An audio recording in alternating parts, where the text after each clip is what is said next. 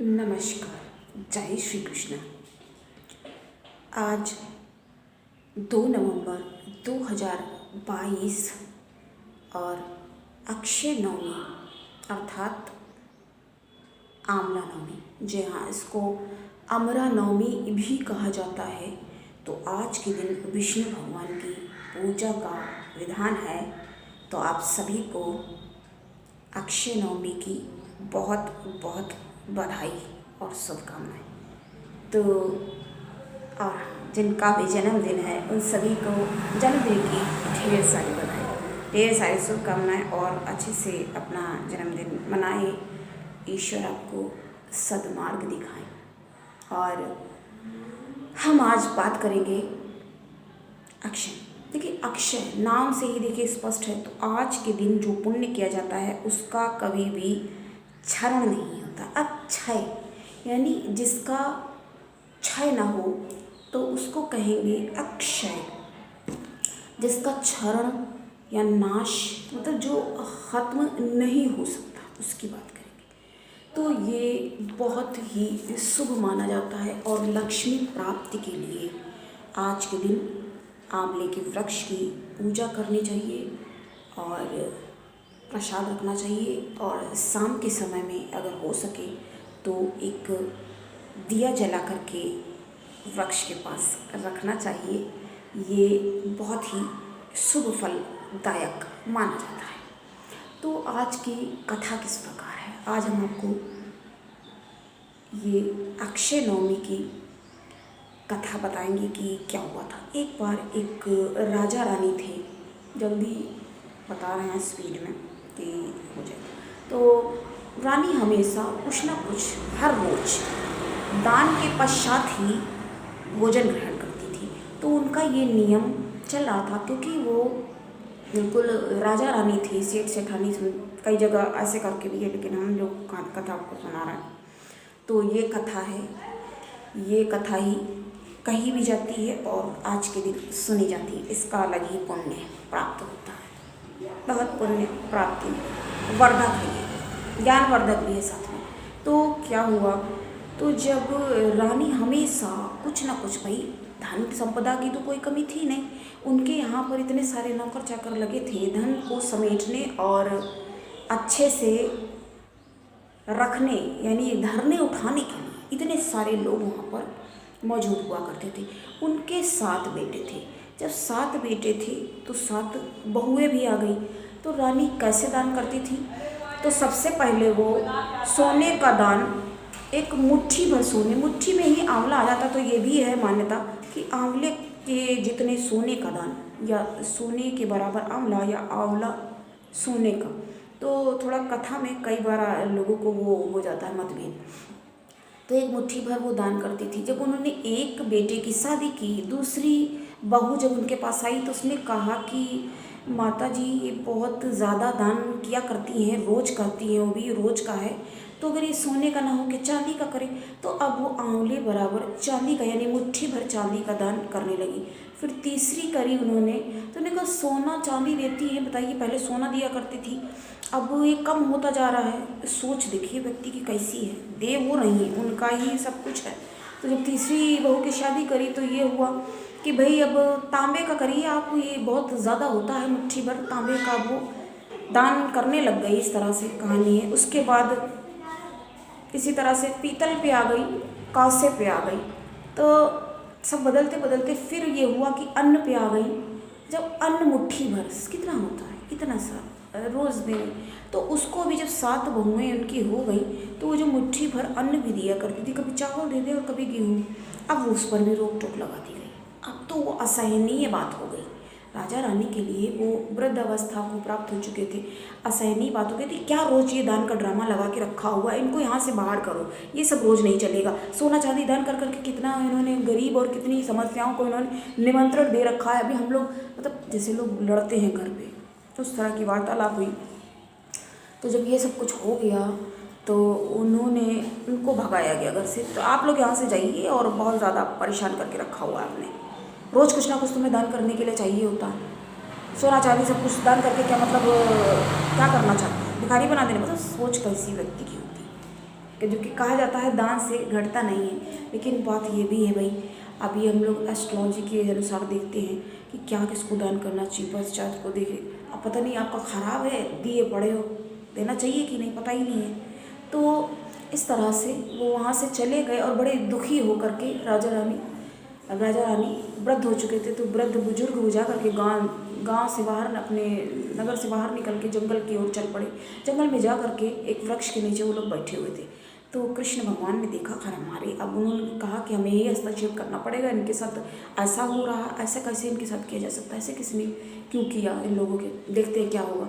तो बालक का रूप रख के कृष्ण भगवान ही आए, जो कि विष्णु भगवान का ही अवतार माने जाते हैं। तो नारायण जब उनके समक्ष आए, बूढ़ी माता के पास बैठ करके, क्या हुआ, आप इतना परेशान क्यों लग रही है? कहते नहीं बेटा, अपनी व्यथा उन्होंने बताई कि पहले दान किया करते थे, तो एक बहू आई, उसने मना कर दिया सोना ना करो। तो दूसरी आगे उसने कह दिया भाई चांदी भी ना करो। तीसरी आई, उसने कहा तांबा भी ना करो। जब जो दान पहले कहा करने के लिए वो करने लगे, उसके बाद भी मना कर दिया, उनकी बात से सहमत भी हो गए, उसके बाद भी ये अंजाम हुआ। तो इस तरह से करते करते अन्न पे आ गए। अन्न भी अब की बहुओं ने मिल करके कह दिया कि अब ये भी मत करो। तो अब ये नहीं, अब वो कुछ खाए हुए थे, क्योंकि दान करने के पश्चात ही वो कुछ अन्न ग्रहण करती थी।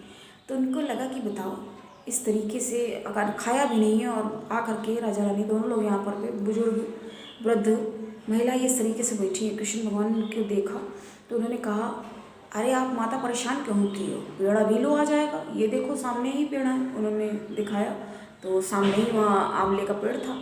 तो उन्हें कब बड़ी खुशी हुई कि चलो आंवले का पेड़ है, बहुत अच्छी बात है ये। तो उन्होंने वहाँ से एक आंवला लिया और दान कर दिया जा कर के। उसके बाद उन्होंने भोजन किया, अपना भोजन पकाया, अपनी व्यवस्था की, और व्यवस्था भी वही कृष्ण भगवान जब वहाँ पर मौजूद है, तो फटाफट उनका सारा काम हो गया आराम से। तो अब राजा रानी फिर से अपना सेठ सेठानी बिल्कुल सही स्थिति में वहाँ से अपना वो आंवला दान कर देती, खाने पीने का कर लेती, वहीं अपना घर बना लिया, वहीं पर रहने लगी। और उनका घर भगवान ने ही मतलब बनवा दिया, पूरा महल जैसा जगह अच्छी खासी तैयार हो गई। वहीं से अपना कार्य व्यापार शुरू कर दिया और अच्छे से रहने लगी। अब ये लोग, जिन लोगों ने इनको भगाया था, इनके लड़के बहुत ही परेशान, पीड़ित और दुखी रहने लगे कि अब ये क्या हो यहाँ पे। वहाँ पर उनके पास सच में जैसे बोलते हैं ना, इसीलिए कहा जाता है सबसे अच्छा बोलना चाहिए, बट आदमी को कहाँ ये बातें समझ में आती। तो अब वो लोग परेशान रहने लगे। अब वो लोग भागे भागे घूमे कि कैसे क्या किया जाए। ये तो मतलब लगता है सब कमी होता चला जा रहा है। माँ बाप जब से गए हैं बिल्कुल ये सब, जैसे लगता है उनके दानी पुण्य की वजह से सब कुछ ठीक रहता था। तो गए नौकरी के लिए, ये घूमते चलते उसी जगह उसी स्थान पर पहुँचे जहाँ पर इनके माता पिता रहते थे। तो उनकी बातें सुनी कि ये रोज़ एक दान कुछ ना कुछ करती, आंवले का दान करती हैं एक, और इस तरीके से इनका यहाँ पे उस एरिया के, उस गांव के वो बहुत ही अच्छे खासे जाने माने व्यक्ति अब हो चुके थे। तो ये लड़के इनके सारे आए परेशान हो करके कि बताओ आप लोग कि कहीं वही तो नहीं। इनको ख्याल आया, मार के तेरे माता पिता उनके पास क्या होगा, उनके पास था क्या जब निकाला था, चले आए थे। फिर वो भी हो रहा था कि बताओ उनको निकाल दिया, पता नहीं कहाँ होंगे, क्या होगा। थोड़ा सा ही लगा, कहते चलो इनके ही पास जा करके नौकरी मांगने की, देखिए उन्हीं के पास जा रहे हैं। तो उनके पास जा करके, भगवान की सब लीला महिमा होती, उनके मन में ऐसी कृष्ण भगवान ने विचार उत्पन्न किए कि क्यों ना इन्हीं के पास जा करके, कि भाई नौकरी तो करनी है, इन्हीं के पास चलो जा करके देखते, शायद यही काम बन जाए। काफ़ी पैसे वाले और काफ़ी इनके बारे में सुना है, दान देते हैं। जब ये दान रोज़ देते हैं तो उनके पास काफ़ी कुछ तो होगा ही। तो इस तरीके से सोचते हुए वो सारे भाई आपस में विचार विमर्श करके वहीं पहुँचे। सामने उन्होंने अपने पिता को देखा, अवाक रह गए। अब उनके चरण पकड़ लिए, कहते अरे पिताश्री बहुत बड़ी गलती हो गई और इस तरीके से नहीं करना चाहिए था। ये लोग अगर ये औरतें कर रही थी लड़ाई झगड़ा, तो इनको समझाना और बताना चाहिए था, नहीं ऐसे मत करो, ये सब उचित नहीं है। और जब से दान करते थे तो सही भी रहता था। अभी देखो क्या स्थितियाँ हो गई हैं, यहाँ पे तो खाने के लाले पड़ गए हैं और बाहर काम करने के लिए आना पड़ा है, क्योंकि सब कुछ बिल्कुल समाप्ति के कगार पे आ गया है। तो वही कहते हैं ना, बड़े बड़ाई ना करें, है ना। घमंड में आदमी बहुत ज़्यादा पढ़ के कितना नुकसान करके बढ़ जाता है अपना स्वयं का, ये जब पता चलता है तब तक देर हो जाती है। अब वो क्या कहें, देखो कदमों में आ गए। तो कथा यही समाप्त होती कि देखो किस तरीके से इन लोगों ने कहा। अब हम आपको एक बात और बताएंगे कि एक देखिए, एक कथा इस प्रकार से भी प्रचलित है, वो भी आपको बता देते कि एक सेठ सेठानी थे। तो वो क्या करते थे, सेठानी रोज़ एक सोने का आंवला दान दिया करती थी। तो उसको मना कर दिया। आ करके उसके 4 बेटे थे और ऐसे करके कहानी है कई जगह। लेकिन मुख्य कहानी वही है कि ऐसे एक एक करके जब अन्न पे आ गया, फिर उनको बड़ा दुख हुआ, बहुत दुखी अवस्था में होकर के जब उन्होंने घर का त्याग किया। असली कहानी यही है। लेकिन ऐसे करके भी कहानी है। तो उसका दान किया करती थी सोने के आंवले का, और जब उनको सोने का आंवला देने के लिए मना कर दिया गया, फिर वो चांदी का करने लगी। चांदी के बाद वो अन्न दान करने लगी। फिर उसके लिए भी जब टोक दिया गया तो वो लोग दुखी होकर के उन्होंने घर खुद ही छोड़ दिया कि भाई ये लोग इस तरीके से कर रहे हैं, इतना इतना सब कुछ सोना चांदी होने के बावजूद, घर में भरा होने के बावजूद ख़त्म हो जाएगा ये करके, तो वैसी बातें कर रहे हैं तो फिर ख़त्म ही होने के कगार में पहुँचे। वो लोग वहाँ से चले गए और जहाँ पर जा करके जंगल में एक बैठ गए, उस पेड़ के नीचे वो लोग सो गए। जब सुबह उठे तो उन्होंने देखा कि वो एक सोने के आंवले के वृक्ष के नीचे है। तो ये भी प्रभु की महिमा है इस तरीके से। अब कथा है जैसी जिसको समझ में आई वैसे अपने अनुसार, लेकिन कुल मिला के वो प्रभु नारायण की महिमा का ही बखान करती है। देखिए, वही चीज़ है, जब आप महसूस करेंगे, फील करेंगे तो लगेगा कि हाँ भाई भगवान है, भगवान मदद करते हैं। लेकिन कहते हैं ना, अंधकार में है व्यक्ति, मोह माया में अंधा, तो उसको कुछ नहीं समझ में आता। तो क्या हुआ, वहाँ पे जाके जब सोने का आंवला उन्होंने देखा, तो वही सोने का आंवला उन्होंने तोड़ के ले करके पड़ा हुआ भी, कुछ लोग बोलते कि वहीं पे कुछ पड़े थे आंवले, वही ले जा करके उन्होंने किसी को दान दिया। और फिर उसके बाद उन्होंने अपना भोजन ग्रहण किया, फिर वहीं पे अपना एक घर बना लिया, वहीं पे रहने लगे। और वहीं से वो सेठ ने अपना काम व्यापार शुरू कर दिया। वो रोज़ एक आंवला दान करती, खाना पीना बनाती करती, खाते वो लोग साथ में आराम से रहते, और इस तरह से आराम से वो लोग रहने लगे। और इधर जो लड़कों ने उनको इतना दुखी किया था, जिनकी वजह से वो घर छोड़ के चले गए थे, वो सब अब परेशान हो गए। और फिर परेशान होकर के नौकरी के लिए जब भागे, तो इन्हीं के पास आकर के पहुँचे कि अरे वो लोग रोज़ दान करते हैं। उनको भी ख्याल आया कि कहीं माँ बाप ही तो नहीं है वो, लेकिन उनके पास क्या था, वो क्या देते होंगे, ये सोच करके। तो ऐसा सोचना नहीं चाहिए ना, गलत कि इनके पास क्या होगा, कुछ भी कोई कर सकता है। तो ये वहाँ से आए और उन्होंने जब माँ बाप को देखा तो उनसे क्षमा मांगी पिता से कि बताइए आपको उस तरीके से दुखी करके निकाला था और आप अब इस स्थिति में हैं। लेकिन वही बात है ना, क्षमा व्यक्ति कर ही देता है। क्या करे क्या ना करे, वही चीज़ है। अभी क्षमा ना करे तो कहेंगे लोग क्षमा करना चाहिए था, और यदि कर दे तो भी वही बात, भाई क्यों कर दिया, इतना जिसने दुखी। कहते तुम लोगों ने कितना दुख पहुंचाया, सोने का ही तो देते थे, अपना ही हमारा तो था। उन्होंने ये बात कही तो उनको भी अपनी गलतियों का सब एहसास होना, कितना कितना देते थे। और देखो, इसीलिए कहा जाता है अक्षय नवमी के दिन इस आंवले के वृक्ष की पूजा करने का विशेष विधान है। ये पूजा अवश्य करनी चाहिए, प्रयास करना चाहिए कि हम अच्छे से पूजा करें। और देखो, सबसे बड़ी बात है किसी को आहत ना करें, लेकिन व्यक्ति आहत करने में पीछे नहीं रहता। तो कहने का मतलब, और आज के दिन दान का विशेष महत्व है। और आज के दिन क्या करना चाहिए, आंवले के वृक्ष को कोई हानि नहीं पहुँचानी चाहिए। क्या क्या नियम हमने आपको बताया। और क्या करना चाहिए, आंवले का खाना आज के दिन बहुत शुभ माना जाता है। थोड़ा सा ही चख ले, लेकिन उसको प्रसाद की तरह उसको ग्रहण करना ये बहुत अच्छा समझा जाता है। तो कहने का मतलब ये होता है कि दान करने से कुछ घटता बढ़ता नहीं है, बल्कि बढ़ता है। इसलिए दान की जो ये महिमा है उसको इस तरीके से संपादित और स्पष्ट करने का प्रयास तो करना चाहिए व्यक्ति को दान। लेकिन अब भाई अपने लिए ही देखिए, जब व्यक्ति इतनी मुश्किल से और इतनी समस्याओं के बाद अर्जित कर पाता है तो लगता है ऐसा ही लगता है लोगों को। लेकिन कहने का मतलब ये है, ठीक है, जो नियम है वही हमें जो बताना है।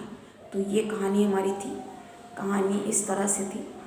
अब आपको जो सी कहानी पसंद है, हमने तो सुना दी है, तो आप हमारा ये वीडियो चलाकर भी अपनी कहानी आराम से सुन सकते हैं। अगर आपको नहीं आती है तो, अगर आती है तो अच्छी बात है। तो आज के दिन पूजा करना चाहिए। और अभी तो काफ़ी टाइम बाकी है, शाम के समय में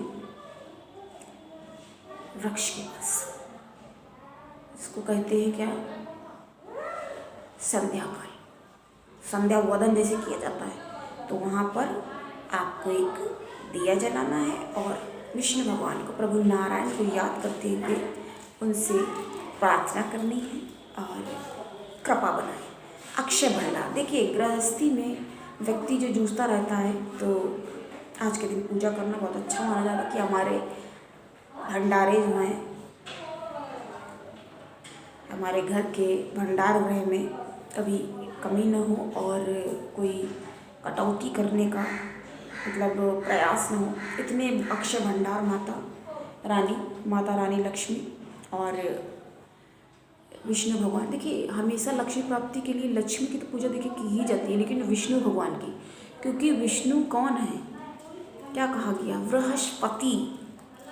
तो विष्णु भगवान देखिए, पुत्र तो कोई भी हो सकता है, पुत्री भी कोई हो सकता है, लेकिन पति सिर्फ एक ही होता है, बृहस्पति। तो बृहस्पति को गुरुवार को किनकी पूजा होती है, प्रभु नारायण की, वही तो विष्णु भगवान है ना, विष्णु भगवान की पूजा होती है और विष्णु की अर्धांगिनी है लक्ष्मी। तो यदि लक्ष्मी की प्राप्ति करनी है तो अक्षय भंडारे अपने जो भरने हैं, तो विष्णु भगवान की पूजा, प्रभु नारायण की पूजा आज के दिन आपको आवश्यक रूप से करनी चाहिए और करनी ही होगी। तो आज हम यहीं पे समाप्त करेंगे। तो ये हमने आपको कथा बताई और आपको फिर से बधाई हो अक्षय नवमी की, और पूजा करें, विष्णु भगवान की पूजा विधान करें। आज के दिन कार्तिक मास है तो नवमी। और एक बात, प्रमुख बात, प्रभु श्री राम ने क्या वरदान दिया है कि अभी जो आज पूजा कर लोगे अच्छी बात है, 5 दिन की जो पूजा करी जाएगी कार्तिक मास में, वो किसको प्राप्त होती है, वो प्राप्त होती है उसको, अब उसका नाम नहीं लिया जाता है, ये हम आपको नेक्स्ट में बता देंगे अब जब आप देखेंगे तो किसको प्राप्त होती है, जिसने सीता माता की, जी हाँ, सीता माता की जिसने सुरक्षा की थी, ये पूजा उसको प्राप्त हो जाती है। ऐसी बात आपको देखे कहीं नहीं मिलेगी। हम सारी बातें खोजबीन के निकाल के लाते हैं सब आपके लिए, इतना मेहनत प्रयास करते हैं कि आपको अच्छे से अच्छी और सही जानकारी, सटीक जानकारी, क्योंकि ऐसे, अरे कल हम आपको एक बात बताते हैं, कल हमने एक ऐसे जब माली करके है, तो वो लोग क्या मतलब बोलना भी नहीं आता, गलत शब्दों का उच्चारण करते, ऐसे लोग बताइए अपने को पंडित और ज्योतिषाचार्य पता नहीं क्या दिखा रहे हैं, क्या शो करने में लगे हुए, ऐसे लोग बैठे हैं, मतलब बोलना भी नहीं शब्दों से आता है, सही साफ बोला नहीं जा रहा। अभी तो बूढ़े कहने में नहीं, ठीक है, थोड़ा बहुत आता होगा, जो भी आता नहीं आता, अपने आप को बहुत कुछ दिखाने के लिए बूढ़े बुजुर्ग हो जाते हैं ना, तो जबान नहीं होती, साफ शब्द तो नहीं निकलेंगे ना, अगर साफ नहीं निकलेंगे आदमी समझ ले अपने अंदाजे से करके, वो बात अलग है। तो ऐसे लोग हैं, कुछ भी गलत भी बता देंगे, आदमी उसी में पता चला कुछ डरा धमका दिया तो डर के ही आदमी बैठा हुआ कि पर्सनल तो पता नहीं ना उनसे कौन कितने कैसे लोग मिलना है।